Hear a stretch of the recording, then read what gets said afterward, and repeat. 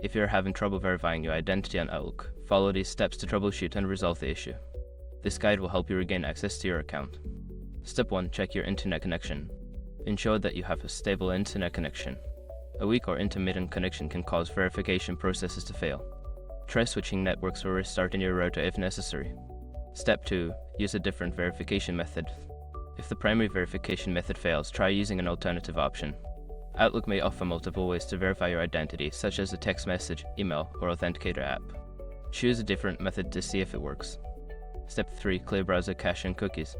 Sometimes stored data in your browser can interfere with the verification process. Clear your browser's cache and cookies, then restart the browser and attempt the verification again. Step 4. Update your recovery information. Log into your Microsoft account and check your recovery information. Ensure that your phone number and alternate email address are up to date. This can help in receiving verification codes successfully. Step 5. Contact Microsoft support. If all else fails, reach out to Microsoft support for assistance. They can provide guidance specific to your account situation and help you through the verification process. By following these steps, you should be able to successfully verify your identity on Outlook. If you continue to experience issues, don't hesitate to seek further assistance.